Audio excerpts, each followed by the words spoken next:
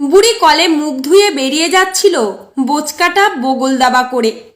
পুরোহিত আটকালো, বলল, বুড়ি, এই যে তুমি মন্দিরে রোজ দুপুরে আসো, ভোগ খাও, চলে যাও। বুড়ি তাকে থামিয়ে দিয়ে বলল, কেন? আমি তো 10 টাকা দিয়ে কুপন কাটি। অবশ্য রোজ কাটতে হয় না, এক একদিন এমনি এমনিও ভোগ দেয়, কিন্তু কেন জিজ্ঞাসা করছেন?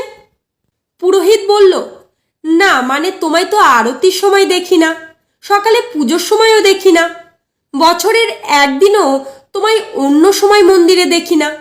সারাদিন করো কি? বুড়ি বলল, কেন, ভিক্ষা। রাতে স্টেশনে শুই, আবার সকাল থেকে ভিক্ষা। পুরোহিত বলল, তোমার কিছু চাওয়ার নেই মায়ের কাছে? এই যে এত দূর দূর থেকে সব আসে মায়ের পুজোর সময় মায়ের কাছে এটা সেটা চাইতে, তোমার কিচ্ছু চাওয়ার নেই?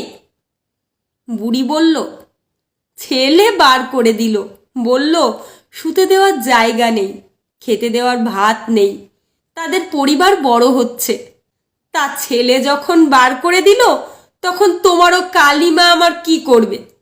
তাকে তো আমি পেটে ধরিনি রে বাবা, তার কি দায়? তবে মন্দিরে আসো কেন? মাকে বলতে, যেন ছেলেটার অমঙ্গল না করে। সেও মা তো, বুঝবে। তারও তো কেউ নেই, নইলে তোমাদের মন্দিরে পড়ে থাকে। সারা রাত তালা লাগিয়ে দরজা জানলা লাগিয়ে চলে যাও, সে এক গ্লাস জল চাইলে পাবে কিনা কে জানে। ও সবার ভাগ্যই এক। দেখো না, এই দুর্গাপুজো আসছে, নর্দমার উপরে এখানে সেখানে প্যান্ডেল করে 4-5 দিন ঠায় দাঁড় করিয়ে রাখবে, কান মাথা খাওয়া গান চালাবে, মদ গিলে রাতে নৃত্য করবে, কুটকাচালি করবে সব সেজে গুজে বসে, মা ঠায় দাঁড়িয়ে থাকবেন। তারপর মন ভরে গেলে টান মেরে জলে ফেলে দিয়ে আসবে নাচতে নাচতে। ওর কাছে আমি আর আমার জন্য কি চাইবো বলো? আমি আসি, টাকা দিই, কুপন নিই, ভোগ খাই, আর মাকে বলি, তুই তো সব জানিস, ছেলেটার যেন অমঙ্গল না হয়, দেখিস। এই তো, আসি।